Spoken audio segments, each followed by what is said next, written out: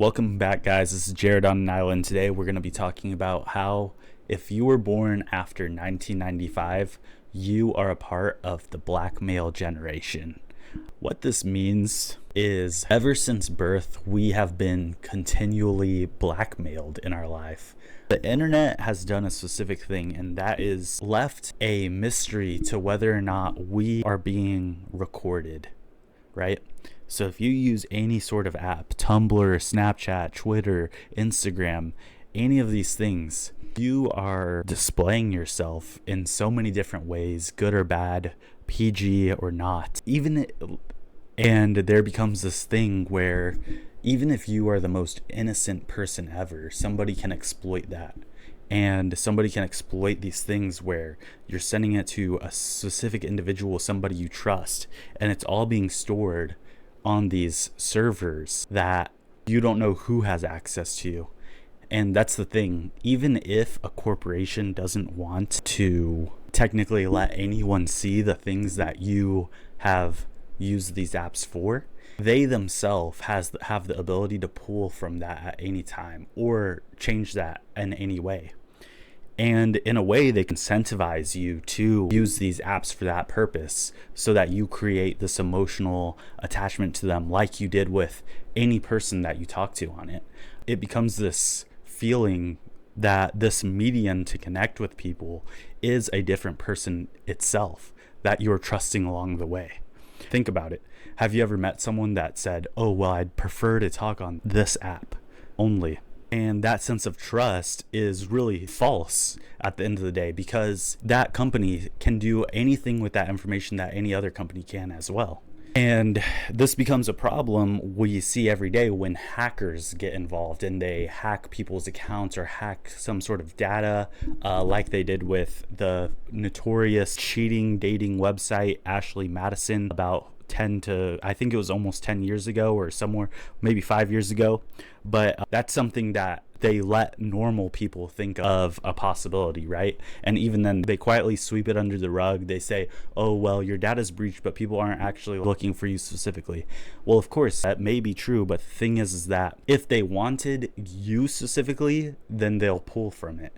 And like I said earlier, even if you're the most innocent person ever that isn't technically doing anything wrong or not PG on these apps, you are still at risk of having it be made to look that way. No matter what, you can still be a victim to people using it against you. And anytime this is talked about, everyone kind of knows the one solution, but because you are already committed to this blackmail, you can't get out of it. And that solution is to not use the internet at all. But here we are, this generation, I would say from 1995 to present, where you can't avoid it. They train you from birth to get associated with the internet and give yourself to it, because that's what it feeds on, right? People always talk about, "Oh, they're trying to sell your data. Oh, you shouldn't be letting them do that. Otherwise, they wouldn't try so hard for it."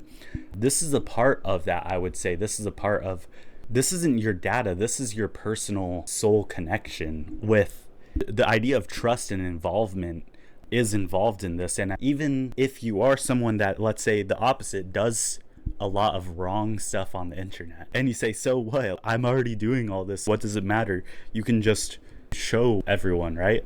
You've given up a sense of privacy that you are entitled to. This is like someone setting up a secret camera in your house and recording it all, and they've tricked you into doing it consensually by the idea that they've already been doing it.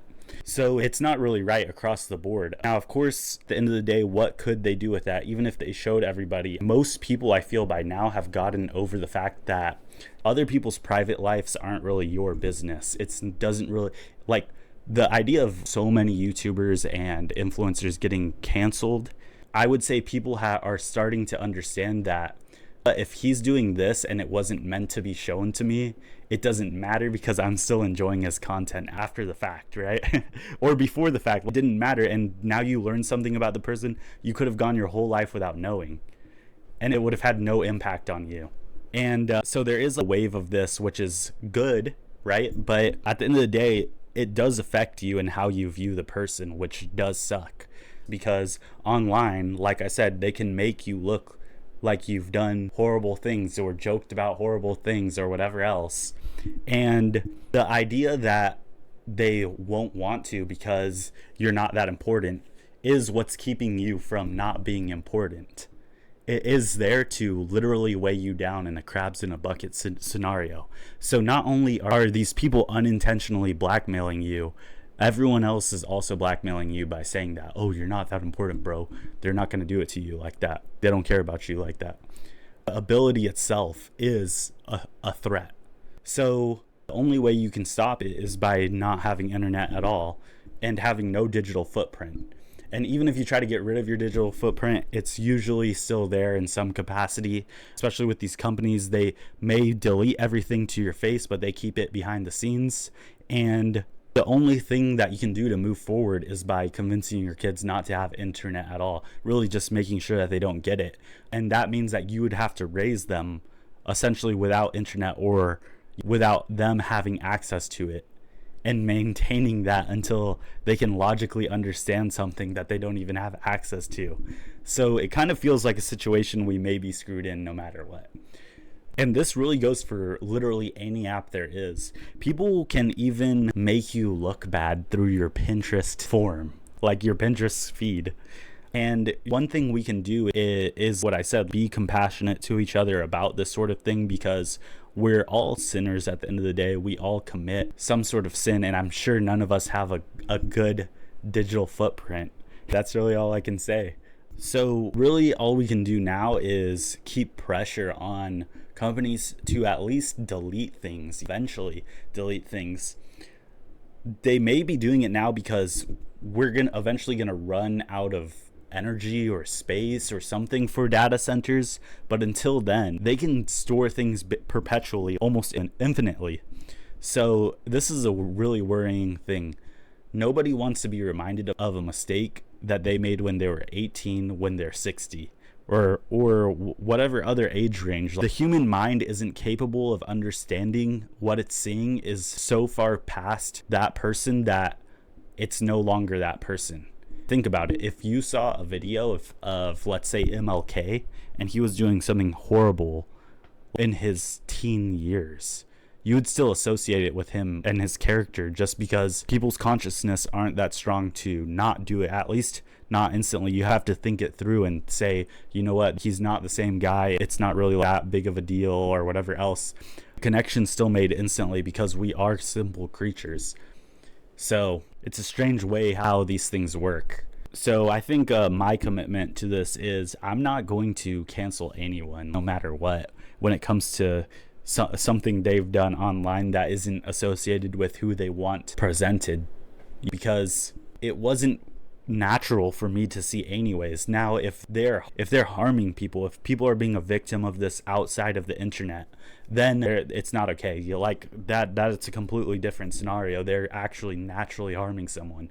But if I can see it and I can say, well, you know what, he could have either turned off his computer and it wouldn't have happened and nobody would have known, or if nobody would have known besides whoever leaked this, then it's whatever. And I'm also going to say, if nobody was hurt by it, it doesn't matter, honestly, seriously. But if somebody was hurt by it, if somebody became a victim to it, if somebody was, I don't know, incapable of knowing what was going on was wrong, then that's wrong. That's not okay, because you're intentionally trying to harm someone that affects them outside of the internet. So of course there is a line here.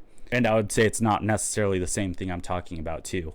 But to go back to the original idea, even without all of that, things that have no meaning whatsoever are still being used as blackmail against you. And that's the worrying thing. And I feel like nobody talks about this. So let me know your thoughts. Let me know if I'm onto something. Let me know if it sounds like I'm just coping because I say offensive things on the internet or whatever else. Let me know if you agree to some extent. Let me know if you think I'm being too compassionate. Let me know if you think there actually is some sort of good thing about this.